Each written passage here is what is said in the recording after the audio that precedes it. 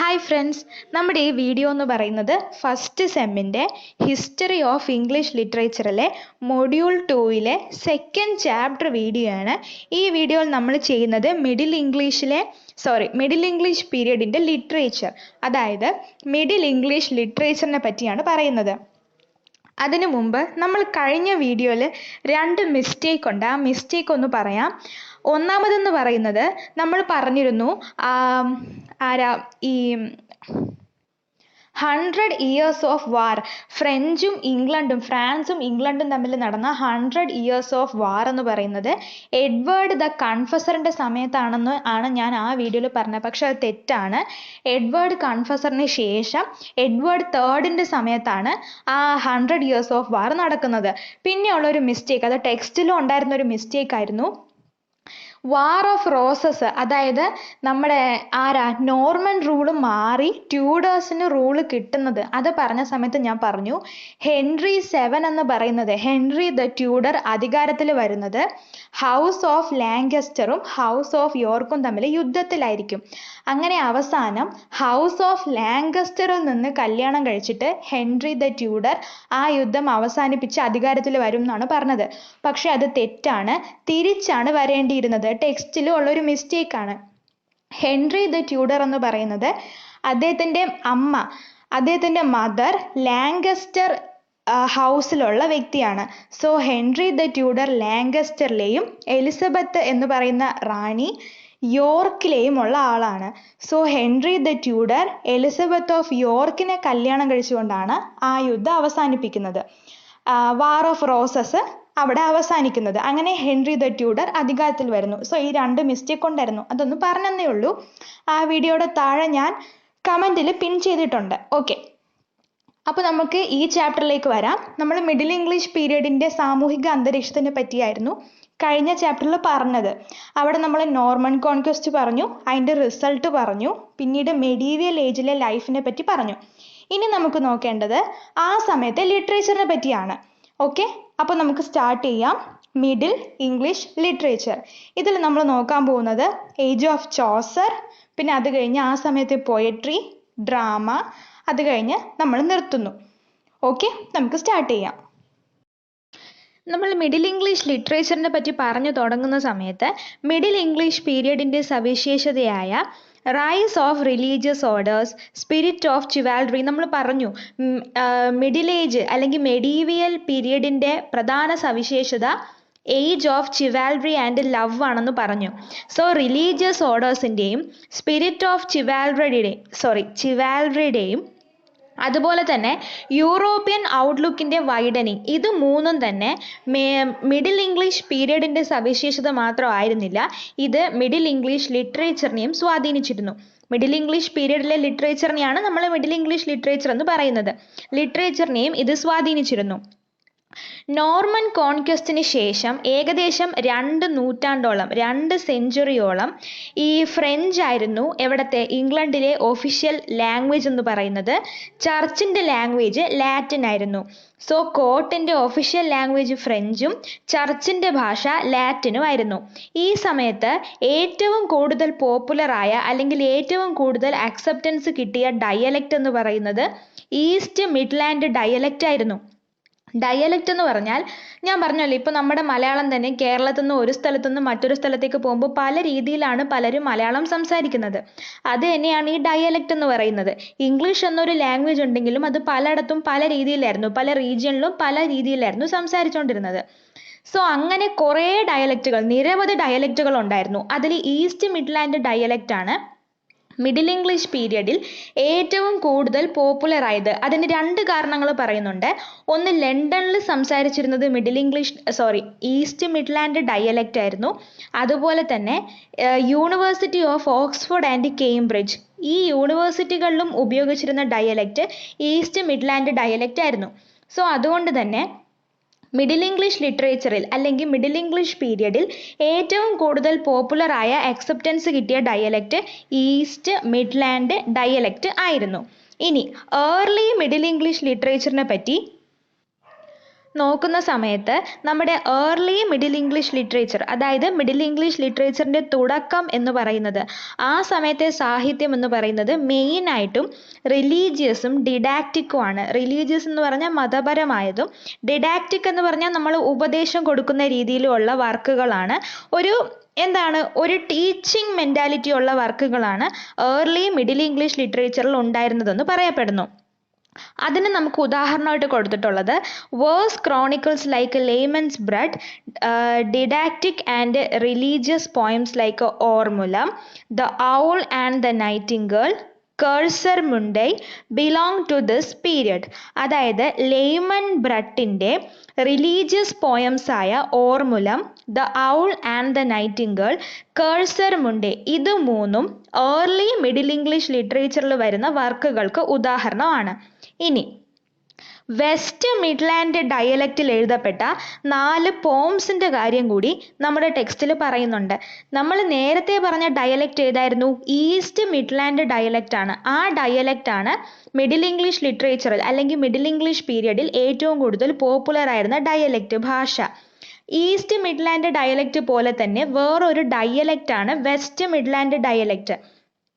എന്ന് പറഞ്ഞാൽ ഒരുപാട് ഡയലക്റ്റുകൾ അപ്പോഴുണ്ടായിരുന്നു. നമ്മൾ ആംഗ്ലോ സാക്സൺ പറഞ്ഞപ്പോൾ പറഞ്ഞില്ലേ, ഒരു ഹെപ്റ്റാർക്കി ഉണ്ടായിരുന്നു, 7 കിങ്ഡം ഉണ്ടായിരുന്നു. സോ അവിടെ പല പല രീതിയിലാണ് ഓൾഡ് ഇംഗ്ലീഷും പിന്നീട് ഈ മിഡിൽ ഇംഗ്ലീഷും ഒക്കെ സംസാരിക്കുന്നത്. നമുക്ക് തന്നെ തിരുവനന്തപുരം ഭാഷ, കോഴിക്കോടൻ ഭാഷ, കാക്കനാടൻ ഭാഷ, കോട്ടയം ഭാഷ എന്നൊക്കെ പറഞ്ഞ് പലതരത്തിൽ ഭാഷയില്ലേ.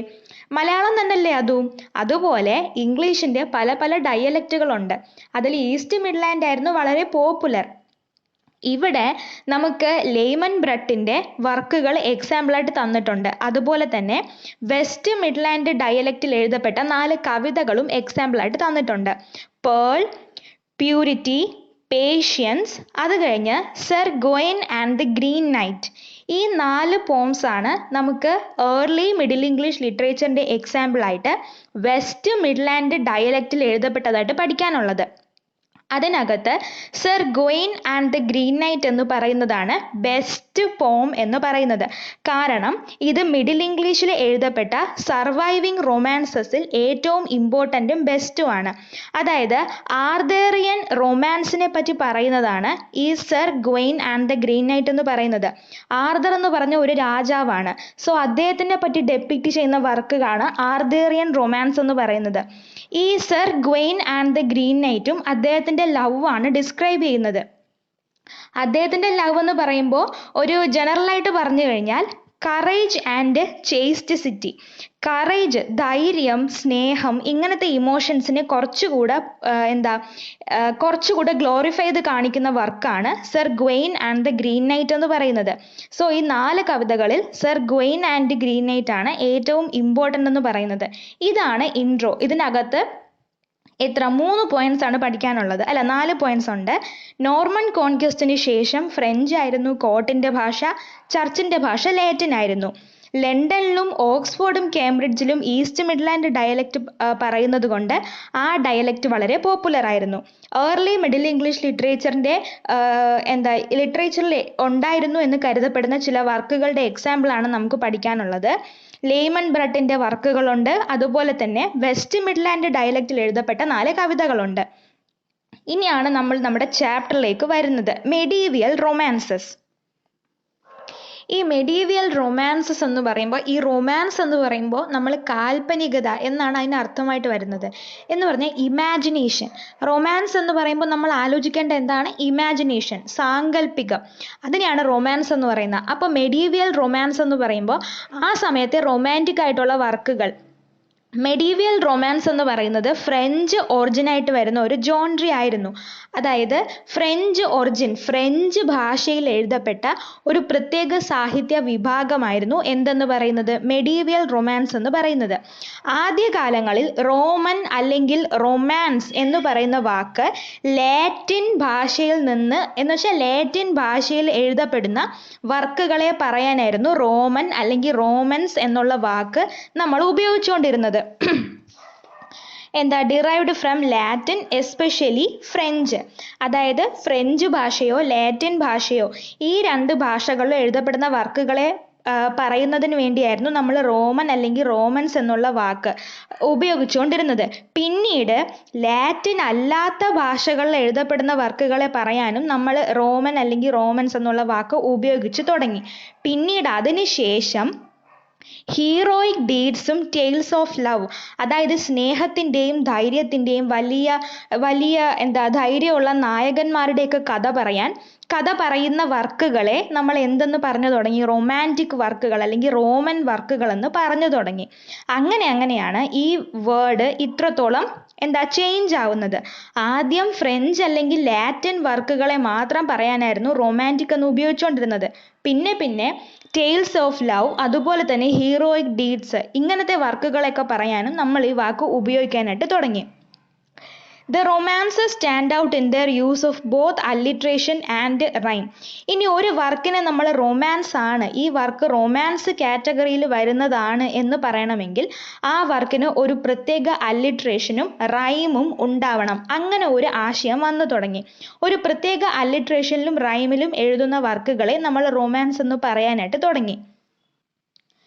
നമ്മുടെ ഈ മെഡീവിയൽ റൊമാൻസസ് എന്ന് പറയുന്നത് അലക്സാണ്ടർ, ട്രോയ്, ചാൾമാഗ്നെ, ആർതർ, ഈ 4 പേരെയും ചുറ്റിപ്പറ്റിയുള്ള കഥകളുണ്ട്. ഈ 4 പേരെ പറ്റിയുള്ള കഥകളുണ്ട്. ഇവരുടെ കഥകളിൽ നിന്നും അഡാപ്റ്റ് ചെയ്തിട്ടുള്ള, ഇവരുടെ കഥകളിൽ നിന്നും എടുത്തിട്ടുള്ളവയാണ് നമ്മൾ മെഡീവിയൽ റൊമാൻസ് എന്ന് സാധാരണ പറയാറുള്ളത്. ഈ മെഡീവിയൽ റൊമാൻസസിനെ നമ്മൾ 5 ഗ്രൂപ്പായിട്ട് തിരിക്കുന്നു. ഒന്നാമത്തെ ഗ്രൂപ്പാണ് ദ മാറ്റർ ഓഫ് ഇംഗ്ലണ്ട്. ഈ മാറ്റർ ഓഫ് ഇംഗ്ലണ്ട് എന്ന് പറയുന്ന ഈ ഒരു ഗ്രൂപ്പിൽ വരുന്ന വർക്കുകളെല്ലാം തന്നെ ഇംഗ്ലീഷ് ഹിസ്റ്ററിയെ പറ്റിയും ഏർലി ഇംഗ്ലീഷ് ഹിസ്റ്ററിയെ പറ്റിയും ആ ഹിസ്റ്ററിയിലെ ഹീറോസിനെ പറ്റിയായിരിക്കും പറയുന്നത്.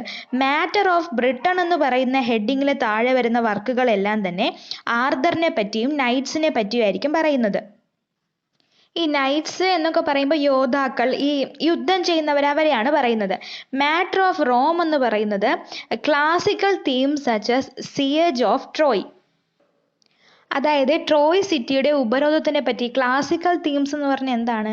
വളരെ പണ്ട് കാലം മുതൽക്കേ പറഞ്ഞു വരുന്ന വർക്കുകളൊക്കെയാണ് നമ്മൾ ക്ലാസിക്കൽ എന്ന് പറയുന്നത്. ഇപ്പോൾ ഉദാഹരണത്തിന് നമ്മുടെ രാമായണമൊക്കെ എത്ര വർഷം മുമ്പ് എഴുതിയതാണ്, പക്ഷെ അതിന് ഇപ്പോഴും ഇമ്പോർട്ടൻസ് ഇല്ലേ? അങ്ങനത്തെ വർക്കുകളെയാണ് നമ്മൾ ക്ലാസിക്കൽ വർക്കുകൾ എന്ന് പറയുന്നത്. ഓക്കെ, ഞാൻ നേരത്തെ ഈ അലക്സാണ്ടർ, ട്രോയ്, ചാൾമാഗ്നെ, ആർതർ എന്ന് പറഞ്ഞപ്പോൾ 4 ആളുകളെന്ന് പറഞ്ഞു. ട്രോയ് ഒരു സിറ്റിയുടെ പേരാണ്. ഓക്കെ, അപ്പോൾ മാറ്റർ ഓഫ് റോം, അതുപോലെ തന്നെ matter of France deals with legends connected with ചാൾമാഗ്നെയുമായിട്ട് കണക്ട് ചെയ്തിട്ടുള്ള ലെജൻഡ്സിനെ പറ്റിയുള്ള വർക്കുകളെല്ലാം മാറ്റർ ഓഫ് ഫ്രാൻസിലാണ് വരുന്നത്. അതുപോലെ തന്നെ അമോറസ് റൊമാൻസസ്, ഇങ്ങനെ 5 ഗ്രൂപ്പുകളിലായിട്ടാണ് മെഡീവിയൽ റൊമാൻസസിനെ നമ്മൾ ക്ലാസിഫൈ ചെയ്യുന്നത്. അതായത് മെഡീവിയൽ റൊമാൻറ്റിക് വർക്കുകളെ നമ്മൾ ക്ലാസിഫൈ ചെയ്യുന്നത്. The development of rhymed meter is a distinct feature of this period. അതായത് റൈംഡ് മീറ്റർ, അതായത് ആ വരികളുടെ ഒരു താളം, അതിനെയാണ് ഇവിടെ പറയുന്നത്. റൈംഡ് മീറ്റർ എന്നുവെച്ചാൽ റൈംഡ് മീറ്റർ വർക്കുകളിൽ കൊണ്ടുവരുന്നതും ഈ പീരിയഡിൻ്റെ ഒരു സവിശേഷതയാണ്. അതുപോലെ തന്നെ ഈ period noted for religious and secular lyrics beside the romances. അതായത് മെഡീവിയൽ റൊമാൻസ്, അതാണല്ലോ നമ്മൾ പഠിക്കുന്നത്. ഈ മിഡിൽ ഇംഗ്ലീഷ് ലിറ്ററേച്ചറിൽ മെഡീവിയൽ റൊമാൻസസ് പുതുതായിട്ട് വന്ന ഒരു ആശയമാണ്, വളരെ പോപ്പുലറായിട്ടുള്ള വന്ന ഒരു കാര്യം കൂടിയാണ്. പക്ഷേ എന്നിരുന്നാലും ലിറ്ററേച്ചറിൽ റിലീജിയസ് ആയിട്ടുള്ള സെക്കുലാർ ആയിട്ടുള്ള വർക്കുകളും റൊമാൻസ് കൂടാതെ വരുന്നുണ്ട് എന്നുകൂടി പറയുകയാണ്. ഓക്കെ, ഇതാണ് മെഡീവിയൽ റൊമാൻസസിൻ്റെ കാര്യം. റൊമാൻസ് എന്ന് പറഞ്ഞാൽ എന്താണ്? ലവ്, കറേജ്, മൊറാലിറ്റി, ഇങ്ങനെ എന്ന് പറഞ്ഞാൽ കാൽപ്പനികമായ എന്ന് പറഞ്ഞാൽ നമ്മൾ ഇമാജിനേഷന് പ്രാധാന്യം കൊടുത്ത് അതിനെയൊക്കെയാണ് നമ്മൾ റൊമാൻറ്റിക് എന്ന് പറയുന്നത്. സോ മെഡീവിയൽ റൊമാൻസിനെ പറ്റി നമ്മൾ പറഞ്ഞു. ഇനി നമുക്ക് നോക്കേണ്ടത്, നമ്മളിപ്പോൾ മിഡിൽ ഇംഗ്ലീഷ് ലിറ്ററേച്ചറാണ് നോക്കുന്നത്. നമ്മൾ അതിൻ്റെ ഒരു ഇൻട്രോ പറഞ്ഞു, ഏർലി മിഡിൽ ഇംഗ്ലീഷ് ലിറ്ററേച്ചറിൻ്റെ വർക്കുകൾക്ക് എക്സാമ്പിൾ പറഞ്ഞു, മെഡീവിയൽ റൊമാൻസസിനെ പറ്റി പറഞ്ഞു. മിഡിൽ ഇംഗ്ലീഷ് ലിറ്ററേച്ചർ ഉള്ള സംഭവം തന്നെയാണ് മെഡീവിയൽ റൊമാൻസ്. ഇനി നമുക്ക് നോക്കേണ്ടത് ഏജ് ഓഫ് ചോസർ.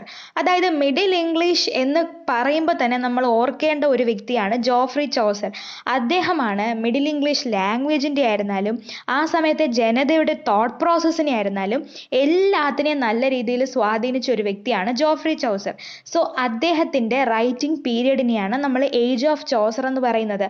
നമ്മൾ ഇനി അതാണ് നോക്കുന്നത്. Okay, second half of 14th century, അതായത് 1340 മുതൽ 1400 വരെയുള്ള സമയമാണ് നമ്മൾ ഏജ് ഓഫ് ചോസർ എന്ന് പറയുന്നത്.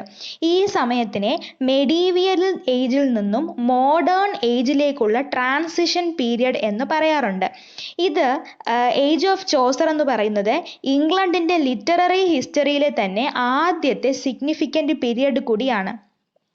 ഇദ്ദേഹം ഇംഗ്ലീഷ് ലാംഗ്വേജിലും ലിറ്ററേച്ചറിലും ഒരു പുതിയ മുന്നേറ്റം, ഒരു പുതിയ അഡ്വെന്റ് കൊണ്ടുവരുന്നു. The 100 Years' War and the war of roses strengthened the spirit of national unity. Age of Chaucer, അതായത് ചോസറിൻ്റെ ഈ കാലഘട്ടം എന്ന് പറയുന്നത് 100 Years' വാറും വാർ ഓഫ് റോസസും ഒക്കെ നടക്കുന്ന സമയമാണ്. സോ യുദ്ധത്തിൻ്റെ സമയമാണ്. അതുകൊണ്ട് തന്നെ ജനങ്ങൾക്കിടയിൽ ഒരു ദേശീയ ഐക്യം, നാഷണൽ യൂണിറ്റി ഉണ്ട്. English people felt the co existence of A common language and literature. അതുകൊണ്ട് തന്നെ ഇംഗ്ലീഷ് ജനത എന്തിനു വേണ്ടി ആഗ്രഹിച്ചു? തമ്മിൽ ഒരു ഐക്യം അവർക്ക് മനസ്സിലായി തുടങ്ങി. അങ്ങനെ അവരെല്ലാവർക്കും പറ്റുന്ന ഒരു കോമൺ ലാംഗ്വേജിന് വേണ്ടി, അല്ലെങ്കിൽ ഒരു കോമൺ ലിറ്ററേച്ചർ വേണ്ടി ആഗ്രഹിച്ചു. അതിൻ്റെ ഒരു ആവശ്യം അവർക്ക് മനസ്സിലായി തുടങ്ങി.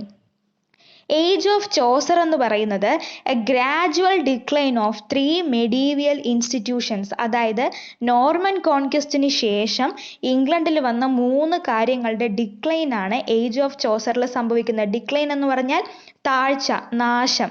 Feudalism, chivalry and knight errantry. അതായത് നമ്മുടെ ഏജ് ഓഫ് ചോസർ, അതായത് ചോസറിൻ്റെ സമയം എന്ന് പറയുമ്പോൾ നിങ്ങൾ ഒരിക്കലും ജോഫ്രി ചോസർ അങ്ങനെ പറയരുത്. ജോഫ്രി ചോസറിൻ്റെ റൈറ്റിംഗ് പീരീഡിനെ നമ്മൾ ഏജ് ഓഫ് ചോസർ എന്ന് പറയുന്നു. ആ സമയത്ത് ഇംഗ്ലണ്ടിൽ വന്ന കുറച്ച് മാറ്റങ്ങളാണ് ഇപ്പോൾ നമ്മൾ പറയുന്നത്. അത് ഏജ് ഓഫ് ചോസറിൽ ഉള്ളത് തന്നെയാണ്. എന്താണ് പറഞ്ഞത്? ആളുകൾക്കിടയിൽ ഒരു നാഷണൽ യൂണിറ്റി വരുന്നു, ഒരു കോമൺ ലാംഗ്വേജും ലിറ്ററേച്ചറും വേണം എന്നുള്ള ഒരു ആവശ്യം അവർക്ക് തോന്നുന്നു.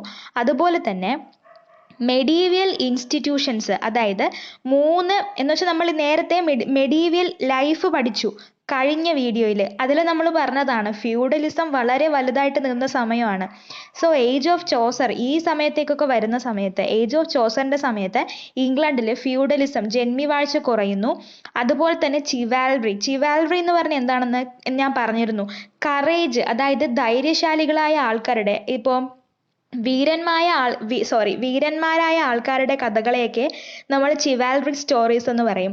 സോ അങ്ങനത്തെ ആ ഒരു കോൺസെപ്റ്റ്. അതുപോലെ തന്നെ നൈറ്റ് എറൻട്രി എന്ന് പറഞ്ഞാൽ ഈ യോദ്ധാക്കന്മാരൊക്കെ ഉണ്ടല്ലോ, ഈ ആർമി മിലിറ്ററി ഫോഴ്സ് ഒക്കെ ഉള്ള ആൾക്കാർ ഒന്നിനെയും അനുസരിക്കാതെ ഡിസോബേ ചെയ്ത് രാജ്യത്ത് പെരുമാറുന്നു. ഡിസോബേ ചെയ്യുന്ന അവരുടെ ആ ഒരു സ്വഭാവം, ഇതിൻ്റെ എല്ലാം ഒരു താഴ്ചയാണ് ഏജ് ഓഫ് ചോസറിൽ സംഭവിക്കുന്നത്. കാരണം ഞാൻ നേരത്തെ തൊട്ട് മുമ്പായിട്ട് പറഞ്ഞതേ ഉള്ളൂ, ഏജ് ഓഫ് ചോസർ എന്ന് പറഞ്ഞാൽ എന്താണ്? മെഡീവിയലിൽ നിന്നും മോഡേണിലേക്കുള്ള ഒരു ട്രാൻസിഷൻ പീരിയഡ് ആണ്. അതുകൊണ്ടാണ് ഫ്യൂഡലിസം, ചിവാൽറി, നൈറ്റ് എറൻട്രി ഒക്കെ നശിക്കാൻ കാരണം ജനങ്ങൾക്ക് തന്നെ മനസ്സിലായി തുടങ്ങുന്നു. എന്നുവെച്ചാൽ വീരന്മാരുടെ കഥകൾ തന്നെ കൂടുതലായിട്ട് എൻ്റർടൈൻ ചെയ്തിരുന്ന ആളുകൾക്ക് അതിനോട് വളരെ വലിയ താല്പര്യം പോയി തുടങ്ങുന്നു. കാരണം മോഡേൺ ഏജിലേക്ക് വരുമ്പോൾ റെനേസൻസ് ഒക്കെ വരാൻ പോവാണ്. അപ്പോൾ അവർക്ക് ക്രിറ്റിസിസം, വിമർശന മനോഭാവം അവർക്ക് കൈവരുന്നു. The modern note was struck by a spirit of criticism, a deep interest in man's individual affairs and reluctance to accept the established order. അതായത് ജനങ്ങൾക്ക് വീരന്മാരുടെ കഥകൾ കേൾക്കുന്നതിന് പകരം അവരുടെ ലൈഫിനെ പറ്റി തന്നെ അറിയാൻ ഇൻട്രസ്റ്റ് വരുന്നു. അതുപോലെ തന്നെ ഒരു സ്പിരിറ്റ് ഓഫ് ക്രിറ്റിസിസം വരുന്നു, അതായത് വിമർശന മനോഭാവം.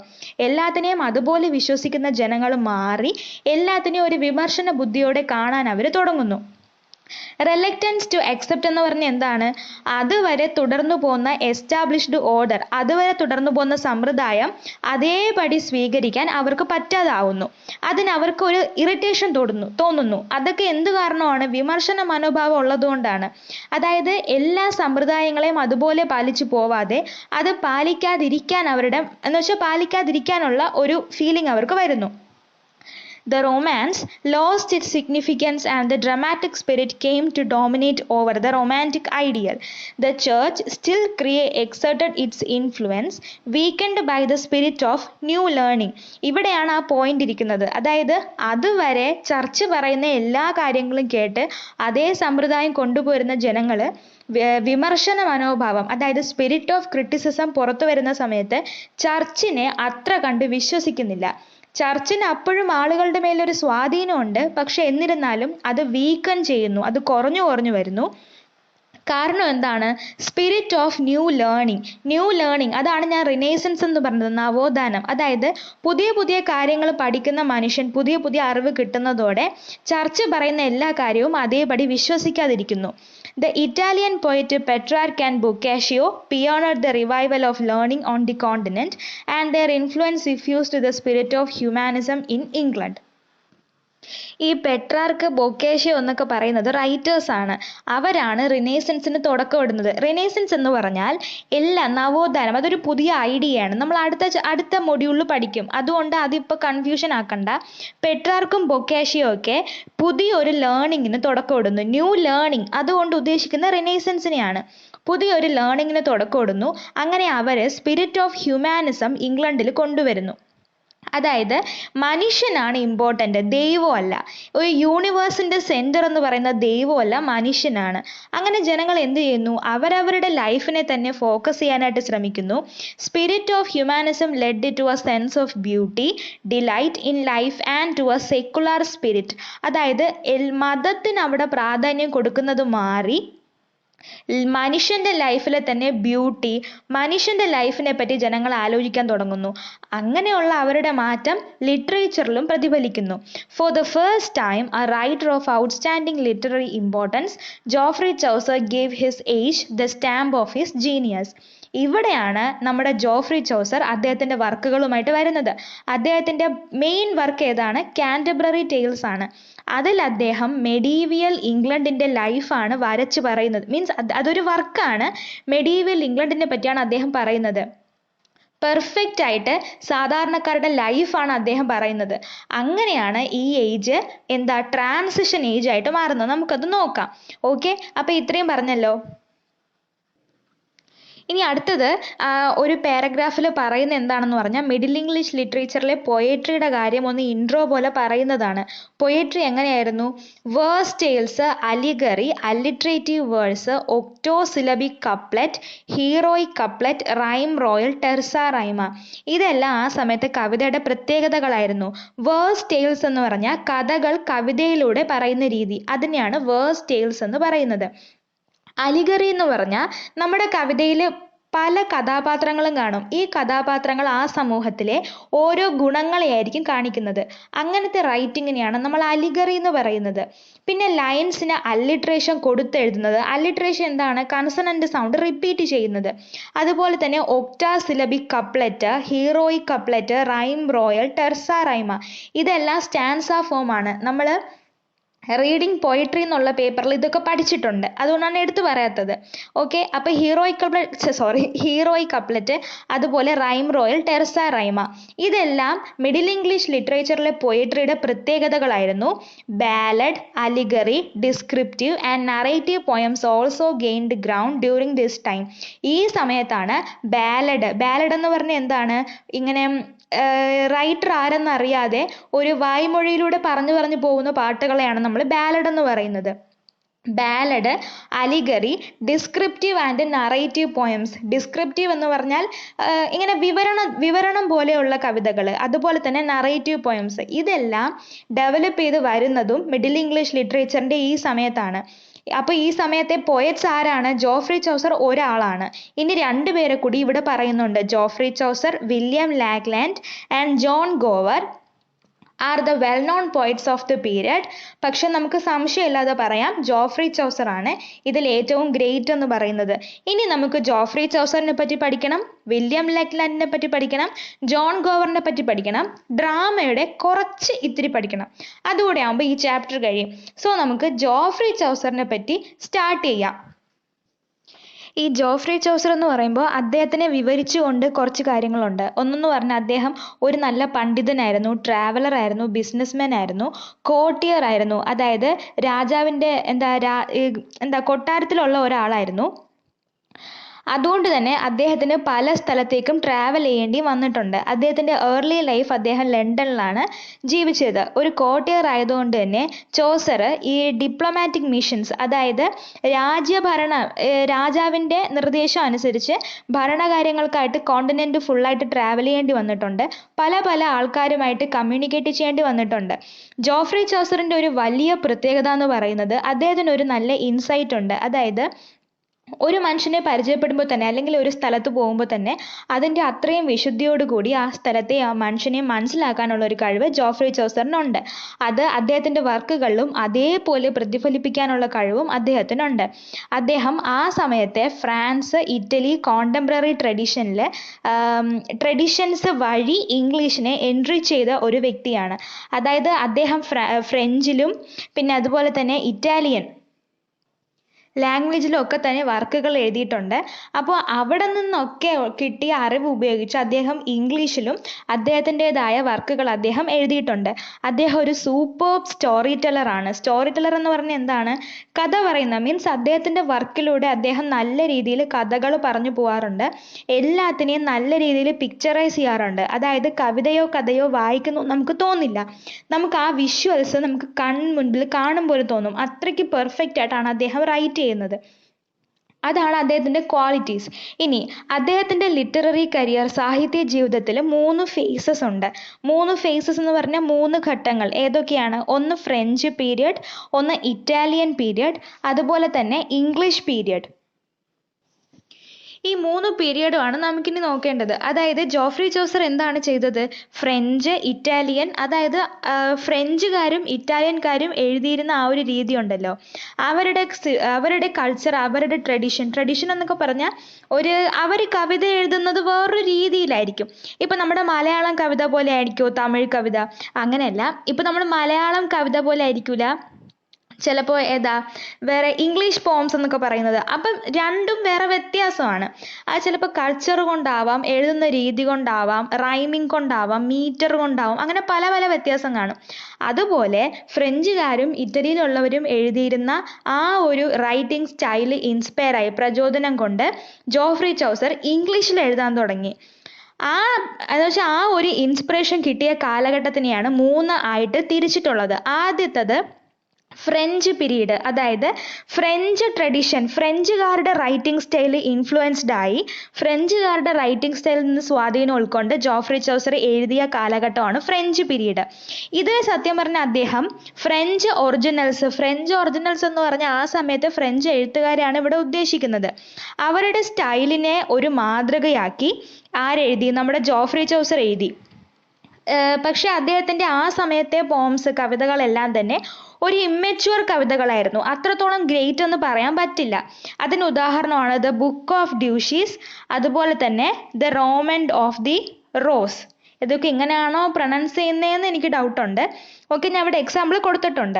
ഇനി അടുത്ത ഇറ്റാലിയൻ പീരീഡ് അപ്പോൾ എന്തായിരിക്കും? ഇറ്റലിയുടെ റൈറ്റേഴ്സിനെ ഇൻഫ്ലുവൻസ് ചെയ്ത് അവരിൽ നിന്ന് സ്വാധീനം ഉൾക്കൊണ്ട് നമ്മുടെ ജോഫ്രി ചോസർ ഇംഗ്ലീഷിൽ റൈറ്റിംഗ്സ് എഴുതിയ കാലഘട്ടമാണ് ഇറ്റാലിയൻ പീരീഡ് എന്ന് പറയുന്നത്. ഈ പീരീഡ് പക്ഷേ new technical innovations in poetry, അതായത് ജോഫ്രി ചോസറിൻ്റെ ലിറ്റററി കരിയറിലെ ഇറ്റാലിയൻ പീരീഡ് എന്ന് പറയുന്നത് കവിതയിൽ പുതിയ പുതിയ ആശയങ്ങളെ എക്സ്പെരിമെൻ്റ് ചെയ്ത് പരീക്ഷണം ചെയ്യുന്ന സമയമാണ്. ഡാൻഡെയുടെ ഡിവൈൻ കോമഡി, പെട്രാർക്കിൻ്റെ സോണറ്റുകളും ബൊക്കേഷിയോ എന്ന് പറയുന്ന റൈറ്ററിൻ്റെ ഡെക്കാമറോൺ, ഇതെല്ലാം തന്നെ ചോസറിൻ്റെ കവിതകളെ സ്വാധീനിച്ചു. ആ സമയത്ത് അദ്ദേഹം എഴുതിയ വർക്കുകളാണ് the Parliament of Fowls, Troilus and Criseyde, the House of Fame, the Legend of Good Women. ഇതെല്ലാം തന്നെ ഇറ്റാലിയൻ പീരീഡിൽ, അതായത് ഇറ്റലിയിലെ റൈറ്റേഴ്സിൽ നിന്നും ഇൻഫ്ലുവൻസ് ഉൾക്കൊണ്ട് ജോഫ്രി ചോസർ എഴുതിയതാണ്. ഇനിയാണ് നമ്മുടെ ഇംഗ്ലീഷ് പീരീഡ്. ഇംഗ്ലീഷ് പീരീഡിൽ മെയിനായിട്ട് നമുക്ക് നോക്കാനുള്ളത് കാൻറ്റർബറി ടെയിൽസിനെ പറ്റിയാണ്. ഇംഗ്ലീഷ് പീരീഡ് എന്ന് പറഞ്ഞാൽ ഒരു ഫ്രഞ്ചോ ഇറ്റാലിയനോ വേറെ ഒരു ഭാഷയുടെയും വേറെ ഒരു കൾച്ചർ ട്രഡീഷൻ്റെയും ഇൻഫ്ലുവൻസ് ഇല്ലാതെ, ഫോറിൻ ഇൻഫ്ലുവൻസ് ഇല്ലാതെ ചോസർ എഴുതിയ ഇൻഡിപെൻഡൻറ്റ് വർക്കിൻ്റെ കാലഘട്ടം, ഇൻഡിപെൻഡൻറ്റ് ഇംഗ്ലീഷ് വർക്കുകളുടെ കാലഘട്ടമാണ് ഇംഗ്ലീഷ് പീരീഡ് എന്ന് പറയുന്നത്. ഈ സമയത്താണ് അദ്ദേഹത്തിൻ്റെ ഫേമസ് ആയിട്ടുള്ള വർക്ക് എഴുതുന്നത് the Canterbury tales. Canterbury tales പക്ഷേ ഇംഗ്ലീഷിലാണെങ്കിൽ കൂടി ചോസർ ബൊക്കേഷ്യോയുടെ കയ്യിൽ നിന്ന് കടമെടുത്ത ഒരു ഐഡിയയാണ് ഇതെന്ന് പറയുന്നുണ്ട്. അത് ഇമ്പോർട്ടൻ്റ് പോയിന്റ് അല്ല, പക്ഷെ എന്നാലും ഈ വർക്ക് കംപ്ലീറ്റ്ലി ഇംഗ്ലീഷിലാണ് എഴുതിയിട്ടുള്ളത്. ഈ കാൻറ്റർബറി ടേൽസ് എന്ന് പറഞ്ഞാൽ Chaucer portrays 29 pilgrims including himself who meted Tabard Inn to go on a pilgrimage to the shrine of Thomas Becket at Canterbury. ഈ കാൻറ്റർബറി ടേൽസ് എന്ന് പറയുന്നത് ചോസറിൻ്റെ ഒരു വർക്കാണ്. ഇതിൽ അദ്ദേഹം പറയുന്നത് എന്താണെന്ന് വെച്ചാൽ, ജോഫ്രി ചോസർ എഴുതിയ ഒരു കവിതയാണ് കാൻറ്റർബറി ടേൽസ് എന്ന് പറയുന്നത്. ഇതിലെ കഥ എന്താണെന്ന് പറഞ്ഞാൽ 29 പേര് ഇവർ പിൽഗ്രിംസ് ആണ്. പിൽഗ്രിംസ് എന്ന് പറഞ്ഞാൽ തീർത്ഥാടനം ചെയ്യുന്നവരെയാണ് നമ്മൾ പിൽഗ്രിംസ് എന്ന് പറയുന്നത്. ഇവർ തോമസ് ബെക്കറ്റ് എന്ന് പറയുന്ന പുരോഹിതന്റെ ഷ്രൈൻ എന്ന് പറഞ്ഞാൽ നമ്മൾ ദൈവികമായ ഒരു സ്ഥലം, അതിനെയാണ് നമ്മൾ ഷ്രൈൻ എന്ന് പറയുന്നത്. അങ്ങോട്ടേക്ക് തീർത്ഥാടനം നടത്തുന്നതാണ് ഈ കവിത എന്ന് പറയുന്നത്. ഇവർ 29 പേരുണ്ട്.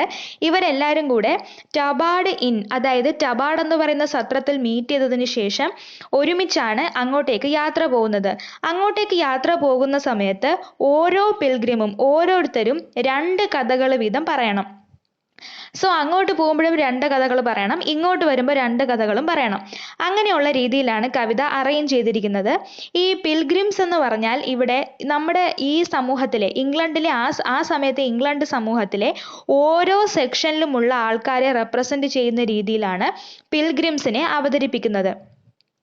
Okay, in order to relieve the monotony, ഞാൻ പറഞ്ഞല്ലോ അങ്ങോട്ട് പോകുമ്പോഴും 2 കഥകൾ പറയണം, ഇങ്ങോട്ട് വരുമ്പോഴും 2 കഥകൾ പറയണം.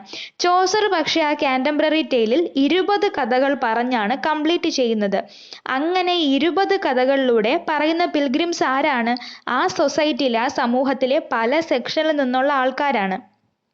സോ അവർ പറയുന്ന 20 കഥകളിലൂടെ ഇംഗ്ലണ്ടിൻ്റെ മെഡീവിയൽ ലൈഫിൻ്റെ, ഇംഗ്ലണ്ടിൻ്റെ മധ്യകാല ചരിത്രത്തിൻ്റെ, മധ്യകാല ജീവിതത്തിൻ്റെ ഒരു ഏകദേശ ചിത്രം ചോസർ അതുവഴി വരച്ചിടുന്നു. അതാണ് കാൻറ്റർബറി ടേൽസിൻ്റെ സക്സസ് എന്ന് പറയുന്നത്. ഇനി കാൻറ്റർബറി ടേൽസിൻ്റെ കുറച്ച് എക്സ്പ്ലനേഷൻ ആണ് പറയുന്നത്. സോ ഇതാണ് അതിൻ്റെ തീം എന്ന് പറയുന്നത്. കാൻറ്റർബറി ടെയിൽ എന്ന് പറയുന്നത് ഇംഗ്ലീഷ് പോയട്രിയുടെ റേഞ്ചിനെയും സ്കോപ്പിനെയും എൻലാർജ് ചെയ്ത ചോസറിൻ്റെ ഒരു വർക്കാണ്. He struck the modern note of realism in his poetry. Canterbury Tales picturise ചെയ്യുന്നത് ആ സമയത്തെ സമൂഹത്തിൻ്റെ ചിത്രമാണ്. അതായത് പെർഫെക്റ്റ് റിയലിസം ആണ്, റൊമാൻറ്റിസിസം അല്ല, കാൽപ്പനികതയല്ല, ഇമാജിനേഷൻ അല്ല, പെർഫെക്റ്റ് റിയലിസം ആണ് ആ കവിതയ്ക്കകത്ത് വരുന്നത്.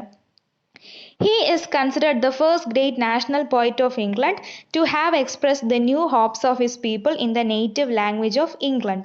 അതായത് അദ്ദേഹത്തെയാണ് ആദ്യത്തെ മഹത്വമുള്ള നാഷണൽ പോയറ്റായിട്ട് കണക്കാക്കുന്നത്. ഇംഗ്ലണ്ടിൻ്റെ ആദ്യത്തെ ഗ്രേറ്റ് നാഷണൽ പോയറ്റായിട്ട് കണക്കാക്കുന്നത് അദ്ദേഹത്തിനെയാണ്, ചോസറിനെയാണ്. കാരണം ആ സമയത്തെ ജനങ്ങളുടെ ജീവിതവും പ്രതീക്ഷയും പ്രശ്നങ്ങളും എല്ലാം തന്നെ അവരുടെ ഭാഷയായ ഇംഗ്ലീഷിൽ ആദ്യമായിട്ട് അവതരിപ്പിക്കുന്നത് ചോസറാണ്. ചോസറിന് ജനങ്ങളോടുള്ള, അല്ലെങ്കിൽ ചോസറിൻ്റെ പൊതുവെയുള്ള സിമ്പതി, ഹ്യൂമാനിറ്റി എന്നുള്ള 2 ക്യാരക്ടറും അദ്ദേഹത്തിൻ്റെ കവിതകളിൽ നമുക്ക് കാണാനായിട്ട് കഴിയും. ചോസറിൻ്റെ ഹ്യൂമർ, അതായത് ചോസറിൻ്റെ തമാശ പ്രതിഫലിപ്പിക്കാനുള്ള കഴിവും അദ്ദേഹത്തിൻ്റെ പോയിട്രിയിൽ നമുക്ക് കാണാനായിട്ട് കഴിയും. ചോസറിൻ്റെ ഹ്യൂമർ എന്ന് പറഞ്ഞാൽ kindly and patronising and at times satirical and coarse. അതായത് വായിക്കുന്ന ഒരാൾക്ക് ഒരിക്കലും അത് വളരെ ഹാർഷായിട്ട് തോന്നാതിരിക്കത്തക്ക രീതിയിൽ വളരെ ഫ്രണ്ട്ലി ആയിട്ടാണ് അദ്ദേഹം ഓരോ കാര്യത്തിനെയും തമാശ രൂപേണ പരിഹാസങ്ങളും തമാശകളും ഒക്കെ അദ്ദേഹത്തിൻ്റെ കവിതയിൽ അവതരിപ്പിക്കുന്നത്.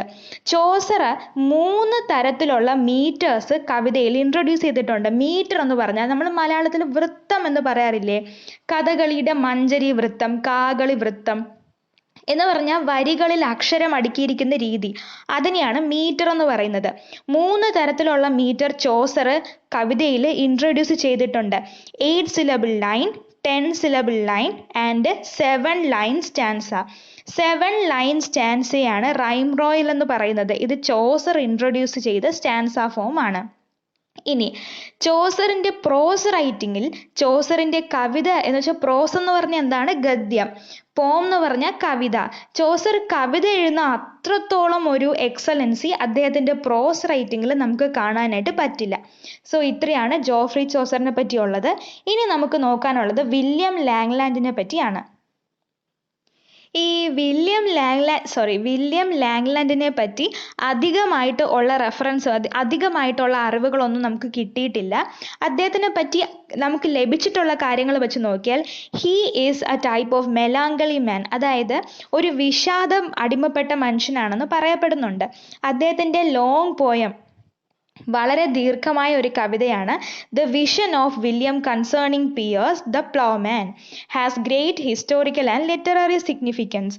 അതിന് വളരെ ചരിത്ര പ്രാധാന്യവും സാഹിത്യപരമായിട്ട് വളരെ ഇമ്പോർട്ടൻസും ഉള്ള അദ്ദേഹത്തിൻ്റെ ഒരു കവിതയാണ് vision of William concerning Piers the പ്ലൗമാൻ.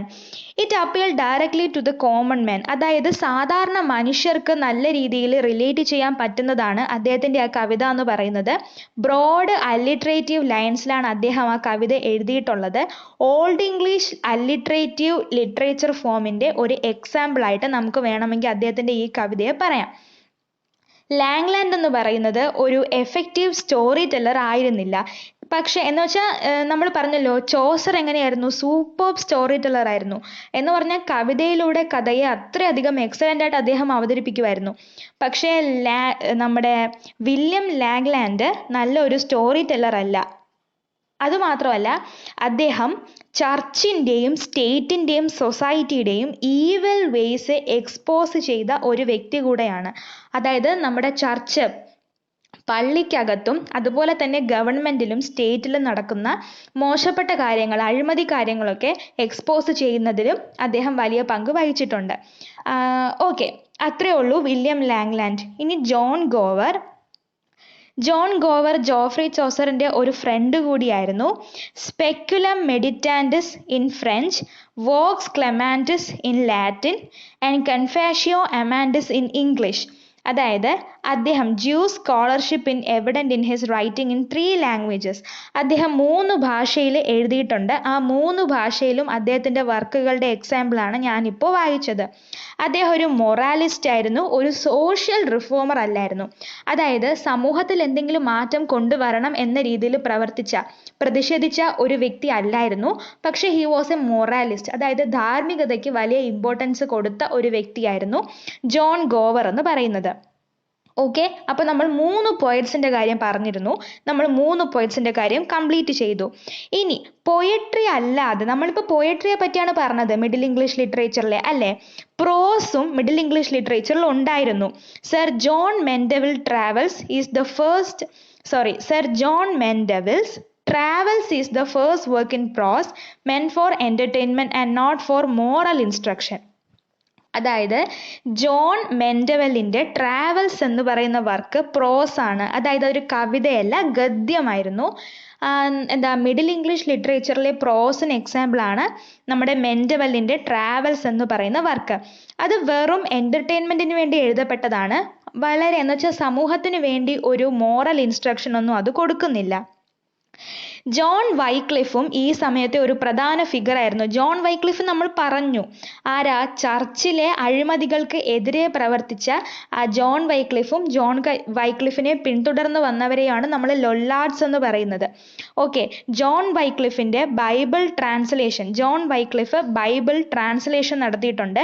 അതിനെയാണ് ലൊല്ലാർഡ് ട്രാൻസ്ലേഷൻ എന്നൊക്കെ പറയുന്നത്. അതുമാത്രമല്ല, അദ്ദേഹം നമ്പർ ഓഫ് പാംഫ്ലെറ്റ്സ് എഴുതിയിട്ടുണ്ട്. പാംഫ്ലെറ്റ്സ് എന്ന് പറഞ്ഞാൽ ലഘുലേഖകൾ. അങ്ങനെ നിരവധി പാംഫ്ലെറ്റ്സ് എഴുതിയിട്ടുണ്ട്. ഓക്കെ, അപ്പോൾ നമ്മൾ പോയട്രി പറഞ്ഞു. പ്രോസിനെ പറ്റി കുറച്ചേ ഉള്ളൂ. പ്രോസിനെ പറ്റിയും പറഞ്ഞു.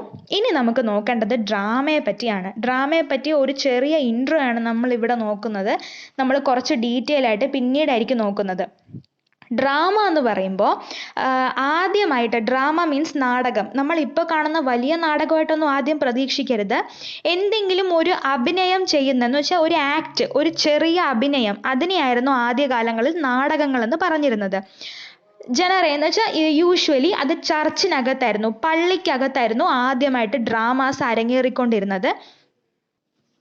പള്ളിക്കകത്ത് അരങ്ങേറിക്കൊണ്ടിരുന്നത് കൊണ്ട് തന്നെ ഈ ഡ്രാമയുടെയൊക്കെ പ്രധാന ആശയം എന്തായിരുന്നു? റിലീജിയൻ, മതമായിരുന്നു. ഇനി ഈ ഡ്രാമകളെ തന്നെ, ആദ്യകാല നാടകങ്ങളെ നമുക്ക് 3ആയിട്ട് ഡിവൈഡ് ചെയ്യാം. Mystery play, miracle play, morality play. ഇങ്ങനെ 3ആയിട്ട് നമുക്ക് ഡിവൈഡ് ചെയ്യാം. എന്താണ് മിസ്റ്ററി പ്ലേ എന്ന് പറഞ്ഞാൽ? The genre of mystery and plays which dramatized biblical stories and themes.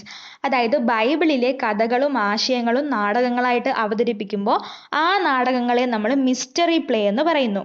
അതുപോലെ തന്നെ വലിയ സെയിന്റുകൾ, അതായത് വിശുദ്ധൻ, നമ്മൾ കേട്ടില്ലേ വിശുദ്ധ അൽഫോൻസാമ്മ, അതുപോലെ നമ്മളിങ്ങനെ വിശുദ്ധരെന്നൊക്കെ പറയൂലേ, അങ്ങനെ വിശുദ്ധരായ ആൾക്കാരുടെയും വലിയ പുരോഹിതന്മാരുടെയൊക്കെ കഥകൾ നമ്മൾ നാടകങ്ങളായിട്ട് അവതരിപ്പിക്കുമ്പോൾ അതിനെ മിസ്റ്ററി പ്ലേസ് എന്ന് പറയുന്നു. സാധാരണ ഈ ബൈബിളിക്കൽ സ്റ്റോറീസ് ഒക്കെ നാടകങ്ങളായിട്ട് ചെയ്യുന്ന സമയത്ത് പ്രീസ്റ്റ്, പുരോഹിതന്മാരാണ് അത് അഭിനയിച്ച് അവതരിപ്പിക്കുന്നത്. അതുമാത്രമല്ല വലിയ ഓഡിയൻസിന് വേണ്ടി, വലിയ കാണികൾ, അത് കാണാൻ വേണ്ടി നിരവധി ആൾക്കാരും വരാറുണ്ടായിരുന്നു. ആദ്യകാലങ്ങളിൽ 4 ലൈൻ പ്ലേലെറ്റ്, അതായത് വെറും 4 വരി അഭിനയിച്ച് കാണിക്കുന്ന രീതിയിൽ നിന്ന് തുടങ്ങി പിന്നീട് അത് പുരോഗമിച്ച് ഒരു ബൈബിളിലെ കഥ മുഴുവൻ ഡ്രാമയായിട്ട് അഭിനയിച്ച് പ്രതിഫലിപ്പിക്കുന്ന രീതി വരെ എത്തി. ഇനി സാധാരണ കോർപ്പസ് ക്രിസ്റ്റി ഫെസ്റ്റിവൽ, അതൊരു ഉത്സവത്തിന് പറയുന്നതാണ് കോർപ്പസ് ക്രിസ്റ്റി. ആ ഫെസ്റ്റിവൽ സമയത്താണ് നാടകങ്ങൾ അരങ്ങേറിയിരുന്നത്. ഗ്രാജുവലി സമയം കഴിയുന്തോറും ചർച്ചിൽ നിന്ന് പുറത്തേക്ക് നാടകങ്ങൾ അവതരിപ്പിക്കാനായിട്ട് തുടങ്ങി. അങ്ങനെ പുരോഹിതന്മാർ മാത്രം അഭിനയിച്ച് അവതരിപ്പിച്ചുകൊണ്ടിരുന്ന നാടകങ്ങളിൽ ആളുകൾ, അതായത് സാധാരണ ജനങ്ങൾ ആക്ടേഴ്സ് ആയിട്ട് വന്ന് അവര് അഭിനേതാക്കളായി അവതരിപ്പിക്കാനായിട്ട് തുടങ്ങി. Trade guilds took up the responsibility of presenting these plays. ഈ ട്രേഡ് ഗിൽഡുകൾ എന്ന് പറഞ്ഞാൽ നമ്മൾ ഈ മെർച്ചൻറ്റുകൾ അല്ലെങ്കിൽ ട്രേഡ് ചെയ്യുന്ന, അതായത് ഈ വ്യാപാരികളുടെയൊക്കെ ഒരു ഗ്രൂപ്പ്, ഒരു ഓർഗനൈസേഷൻ, ഒരു സംഘടന, അതാണ് ട്രേഡ് ഗിൽഡുകൾ. അവരെന്ത് ചെയ്തു, ഈ നാടകങ്ങൾ വീണ്ടും വീണ്ടും ആൾക്കാരുടെ മുമ്പിൽ അഭിനയിപ്പിക്കുന്നതും ചെയ്യുന്നതും ഏറ്റെടുത്ത് നടത്താനായിട്ട് തുടങ്ങി.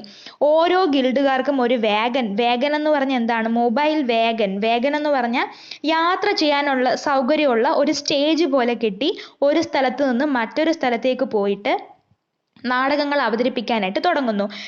പിന്നെ ഓരോ നാടകത്തിന് എപ്പിസോഡ്സ് വെച്ച് അവതരിപ്പിക്കാനായിട്ട് തുടങ്ങുന്നു. അതായത് which could be moved from place to place to stage performances of the episodes it had taken from a cycle. അതായത് ഒരു സൈക്കിളിനെ കുറച്ച് എപ്പിസോഡായിട്ട് ഡിവൈഡ് ചെയ്തതിന് ശേഷം എപ്പിസോഡ് വെച്ച് അവതരിപ്പിക്കാനായിട്ട് തുടങ്ങുന്നു. നമ്മളിവിടെ രംഗം 1, രംഗം 2, രംഗം 3 എന്നൊക്കെ പറയില്ലേ നാടകത്തിൽ, അതുപോലെ. അതായത് നമ്മുടെ ബൈബിളിലെ ആകെ ഫുൾ കഥയെ, ബൈബിളിനെ തന്നെ പല ഭാഗങ്ങളായിട്ട് തിരിച്ച് ഓരോ സൈക്കിളാക്കി മാറ്റുന്നു. 4 സൈക്കിളുണ്ട്. മിറാക്കിൾ പ്ലേകൾക്ക് 4 സൈക്കിളുണ്ട്. ഏതൊക്കെയാണ്? 48 പ്ലേസ് യോർക്ക് സൈക്കിൾ, 48 രംഗം വരുന്ന യോർക്ക് സൈക്കിൾ, 25 രംഗം വരുന്ന ചെസ്റ്റർ, പിന്നെ 32 പ്ലേ വരുന്ന വെയ്ക്ക്ഫീൽഡ്, 42 പ്ലേ വരുന്ന കോവൻട്രി. ഈ പ്ലേ നമ്മളിവിടെ രംഗം 1, രംഗം 2 എന്നൊക്കെ പറയൂലേ, അങ്ങനെ തന്നെ ഉദ്ദേശിച്ചാൽ മതി. അപ്പം 48 രംഗങ്ങൾ വരുന്ന ഒരു സൈക്കിൾ. അങ്ങനെ ബൈബിളിനെ 4 സൈക്കിളാക്കി. ഈ സൈക്കിളുകൾ എന്ന് വെച്ചാൽ എന്താണ്, നാടകങ്ങളെ സൈക്കിളുകളായിട്ട് തരംതിരിച്ച് ഡിവൈഡ് ചെയ്ത് അവതരിപ്പിക്കാനായിട്ട് തുടങ്ങി. അങ്ങനെ ആ ഡ്രാമ കുറച്ച് പോപ്പുലറായിട്ട് മാറി. ഓക്കെ, അപ്പോൾ നമ്മൾ മിറാക്കിൾ പ്ലേ പറഞ്ഞു, മിസ്റ്ററി പ്ലേ പറഞ്ഞു. മിറാക്കിൾ പ്ലേ സൈക്കിളായിട്ടാണ് അവതരിപ്പിക്കുന്നത്. ചർച്ചിൽ നിന്ന് പുറത്തേക്ക് ഡ്രാമ വന്നു, 4 സൈക്കിളുണ്ട്, അതൊക്കെ നമ്മൾ പറഞ്ഞു. ഇനി അടുത്ത മൊറാലിറ്റി പ്ലേ. മൊറാലിറ്റി പ്ലേ എന്താണെന്ന് പറഞ്ഞാൽ ബൈബിളിനെ പറ്റിയോ വിശുദ്ധരായ പുരോഹിതന്മാരെയോ പറ്റിയോ ഒന്നും അല്ല പറയുന്നത്.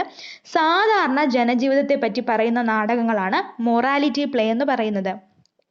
അതായത് കാണുന്ന മനുഷ്യനെ സ്വന്തം ലൈഫിനെ പറ്റി ചിന്തിപ്പിക്കുന്ന ഡ്രാമകളാണ് മൊറാലിറ്റി പ്ലേ എന്ന് പറയുന്നത്. അതിനെ അലിഗറിക്കൽ റെപ്രസെൻറ്റേഷൻ എന്ന് വേണമെങ്കിൽ പറയാം. അലിഗറി ഞാൻ പറഞ്ഞു, ആ ഡ്രാമയിലെ ഓരോ കഥാപാത്രങ്ങളും മനുഷ്യൻ്റെ ഓരോ ഗുണങ്ങളെയായിരിക്കും റെപ്രസെൻറ്റ് ചെയ്യുന്നത്, പ്രതിനിധാനം ചെയ്യുന്നത്. ഓക്കെ, ചിലതിലൊക്കെ നന്മയും തിന്മയും തമ്മിലായിരിക്കും കോൺഫ്ലിക്റ്റ്, പ്രശ്നം വരുന്നത്. അങ്ങനത്തെ നാടകങ്ങളൊക്കെ മൊറാലിറ്റി പ്ലേക്ക് ഉദാഹരണമാണ്. ഇവിടെ നമുക്ക് തന്നെ കൊടുത്തിട്ടുണ്ട്. പിന്നെ മൊറാലിറ്റി പ്ലേകൾ സൈക്കിളുകളായിട്ട് അവതരിപ്പിക്കാറില്ല. Not parts of larger cycle. ഇനി ഇവിടെ 2 ഉദാഹരണം കൊടുത്തിട്ടുണ്ട്. Castle of perseverance. Castle of perseverance എന്ന് പറയുന്നത് ആദ്യകാല മൊറാലിറ്റി പ്ലേക്ക് ഉദാഹരണമാണ്. ഈ കാസൽ ഓഫ് പെർസെവറൻസിൽ നന്മയും തിന്മയും തമ്മിലുള്ള സ്ട്രഗിൾ, വെർച്യൂവും വൈസും തമ്മിലുള്ള സ്ട്രഗിൾ, യുദ്ധം അല്ലെങ്കിൽ പ്രശ്നമാണ് കാണിക്കുന്നത്. എവരി മാൻ എന്ന് പറയുന്നത് മൊറാലിറ്റി പ്ലേക്ക് ഉദാഹരണമാണ്. ഇത് എപ്പോഴും ചോദിക്കുന്ന ഒരു എക്സാമ്പിളാണ് എവരി മാൻ. എവരി മാൻ എന്ന് പറയുന്നതിൽ ആ ഡ്രാമയിലെ ഓരോ ക്യാരക്ടേഴ്സും മനുഷ്യൻ്റെ ഓരോ ഗുണങ്ങളെയാണ് പ്രതിനിധാനം ചെയ്യുന്നത്. അതായത് ഒരു ക്യാരക്ടർ ഫ്രണ്ട്ഷിപ്പ് ആയിരിക്കും, ഒരു ക്യാരക്ടർ നല്ല ചെയ്തികളായിരിക്കും, നല്ല പ്രവർത്തികളായിരിക്കും, ഒരു ക്യാരക്ടർ ഒരു മനുഷ്യൻ്റെ തിന്മ ചെയ്യുന്ന പ്രവർത്തികളായിരിക്കും. അങ്ങനെ മനുഷ്യൻ്റെ ക്യാരക്ടർ മനുഷ്യൻ്റെ ഒരു ഗുണം, ഒരു ക്വാളിറ്റി, ഒരു ക്യാരക്ടറാവും. അതാണ് എവരി മാൻ എന്നുള്ള മൊറാലിറ്റി പ്ലേയിൽ അവതരിപ്പിക്കുന്നത്. ഇനി എന്താണ് ഇന്റർലൂഡ്? 15ാം സെഞ്ചുറിയുടെ അവസാനം ആയപ്പോഴത്തേക്കുമാണ് ഇന്റർലൂഡ് പോപ്പുലറായി തുടങ്ങുന്നത്. ഇന്റർലൂഡ് എന്താണെന്ന് അറിയാമോ? 2 പ്ലേകൾക്ക് ഇടയിൽ സമയം കിട്ടുമ്പോൾ ബ്രേക്കിൽ നമ്മൾ അവതരിപ്പിക്കുന്ന, ഇപ്പം നമ്മൾ ഒരു സിനിമ കണ്ടുകൊണ്ടിരിക്കുമ്പോൾ ഇടയ്ക്ക് പരസ്യം വരൂലേ, അത് തന്നെയാണ് ഈ ഇന്റർലൂഡ്. 2 പ്ലേകൾക്ക് ഇടയിൽ ഉള്ള സമയത്ത് അവതരിപ്പിക്കുന്ന ഒരു ഷോർട്ട് പ്ലേ, അതാണ് ഇന്റർലൂഡ് എന്ന് പറയുന്നത്. മിക്കവാറും ഇന്റർലൂഡ് സറ്റേറിറ്റിക് ആയിരിക്കും. തമാശയോ പരിഹാസമോ ഉള്ള ചെറിയ നാടകങ്ങളെയാണ് നമ്മൾ ഇന്റർലൂഡ് എന്ന് പറയുന്നത്. പിന്നെ ബ്രേക്ക് എന്ന് വെച്ചാൽ 2 പ്ലേകൾക്ക് ഇടയിൽ കളിക്കുന്ന നാടകം. അതുമാത്രമല്ല, ഹോളിഡേയ്സ്, അതായത് അവധി ദിവസങ്ങളിൽ രാജസന്നിധിയിലും നോബിൾസിന്റെ ഹൗസിലേക്ക് കളിക്കുന്ന ചെറിയ നാടകങ്ങളെ നമ്മൾ എന്തെന്ന് പറയാറുണ്ട്? ഇന്റർലൂഡ് എന്ന് പറയാറുണ്ട്.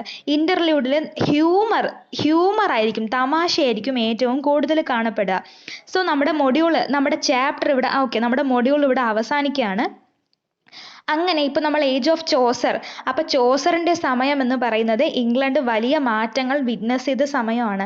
അതായത് മധ്യകാല ചരിത്രത്തിൽ നിന്ന് മാറി, മെഡീവിയലിസത്തിൽ നിന്ന് മാറി മോഡേൺ വേൾഡ് എന്നുള്ള ഒരു ആശയത്തിലേക്ക് ഇംഗ്ലണ്ട് വരികയാണ്. ഓക്കെ, ഇതുവരെ ഉള്ളൂ. സോ ഇനി നമ്മൾ അടുത്ത മൊഡ്യൂളിലെ ചാപ്റ്റർ 1 ആയിരിക്കും അടുത്ത വീഡിയോ. അതിൽ നമ്മൾ റിനൈസൻസ് മുതൽ റീസ്റ്റോറേഷൻ വരെ, അതാണ് നമ്മൾ ഇനി ചെയ്യാൻ പോകുന്നത്. Okay, thank you.